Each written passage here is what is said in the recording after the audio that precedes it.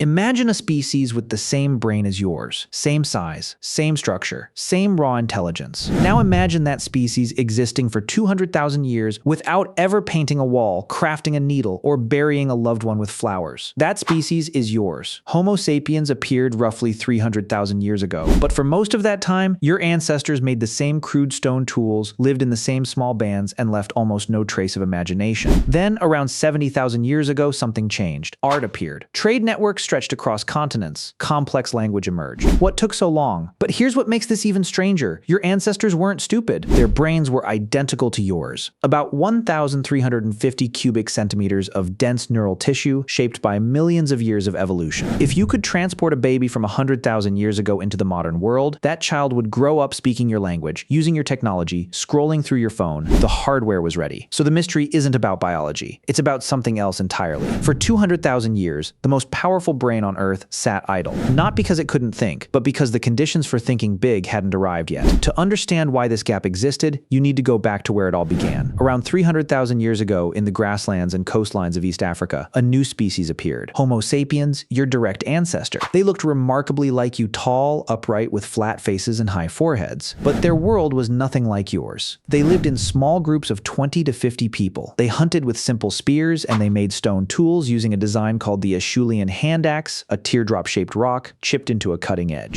Here's what's remarkable about that tool. It barely changed for 1.5 million years. Generation after generation used the same shape, the same technique, the same design. No handles, no composite parts, no improvement. This wasn't a species incapable of thought. This was a species trapped in a loop. And they weren't alone. During this period, your ancestors shared the planet with at least 4 other human species. Neanderthals roamed Europe and Western Asia. Denisovans lived across Eastern Asia. Homo floresiensis survived on the island of Flores. Homo naledi occupied caves in South Africa. Each species was intelligent, each survived for hundreds of thousands of years, but none of them, including your ancestors, showed consistent signs of what scientists call behavioral modernity. No art, no music, no trade, no symbolic thought. Just survival. So, what finally broke the pattern? Scientists have been arguing about this for decades, and 4 major theories have emerged. The first comes from Stanford paleoanthropologist Richard Klein. He proposed that around 50,000 years ago, a single genetic mutation rewired the Homo sapiens brain. Specifically, he suggested this mutation enabled recursive language, the ability to embed one idea inside another. To say not just lion or danger, but the lion that attacked yesterday near the river might come back tomorrow. This kind of nested, complex language doesn't just communicate, it creates imagination. It allows you to plan for events that haven't happened, describe things that don't exist, and share ideas across generations. Klein called this the Great Leap Forward, a sudden biological upgrade that unlocked everything.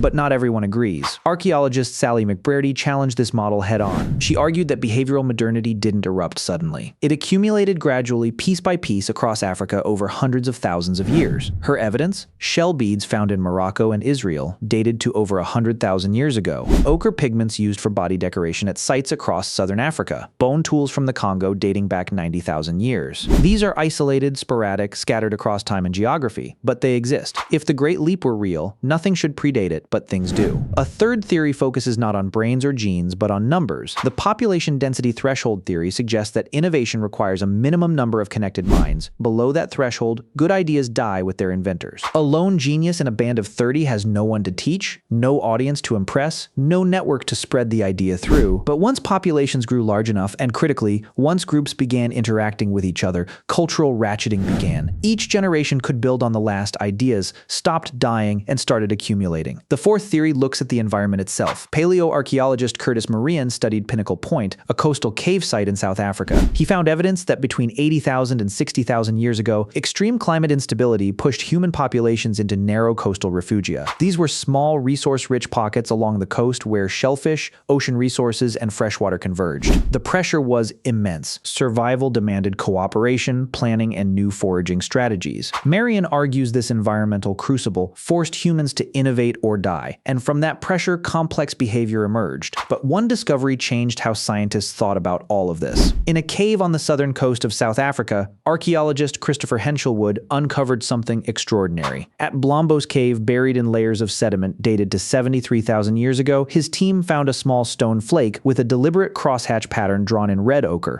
It is the oldest known drawing by a human being. Nearby, they found pierced shell beads, necklaces that served no survival purpose. They also found a complete paint-making toolkit, ochre, bone, charcoal, and grinding stones, all stored together. These artifacts are evidence of something profound. They prove that humans were not just surviving, they were thinking symbolically. They were assigning meaning to objects beyond their practical use. A shell bead is not food. It is not a weapon. It is a statement. It says, I belong to this group. I am like you. I am human. Symbolic thinking is the cognitive bridge between animal intelligence and human culture. It is what enables language, art, religion, trade, and the ability to plan for a future you cannot see. And Blombos Cave proves it existed far earlier than the European-focused Great Leap Forward model once suggested. But here's what nobody expected. Those sparks of symbolic behavior, the shell beads, the ochre art, the bone tools appeared and then vanished multiple times. Across tens of thousands of years, early humans showed flickers of modernity that then disappeared from the archaeological record. Innovation wasn't a light switch. It was a fire that kept going out. Why? Because having the brain for creativity wasn't enough. You also needed enough people to share the idea with. You needed enough cultural memory to pass it to the next generation. You needed connectivity, groups trading, meeting, interacting. Without that network, a brilliant idea born in one band of 30 people simply died when those people did. The twist isn't that early humans were too primitive to innovate. It's that they were too isolated. A solitary genius means nothing without a society to carry the flame forward. And that pattern hasn't changed. The same forces that held back your prehistoric ancestors shape your world today. Think about the history of flight. For centuries, humans dreamed of flying.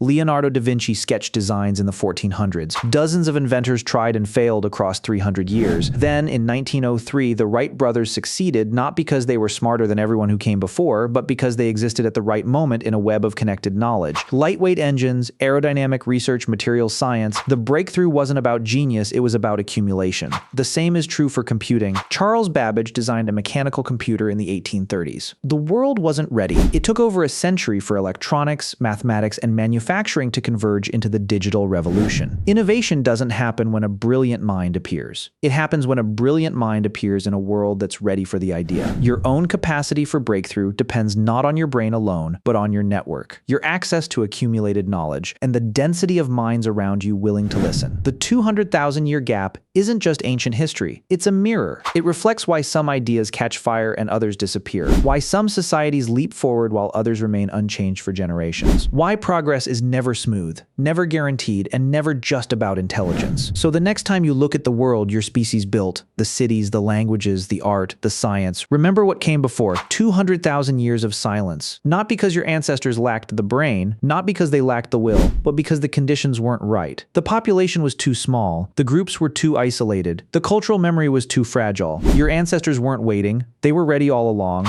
The world just wasn't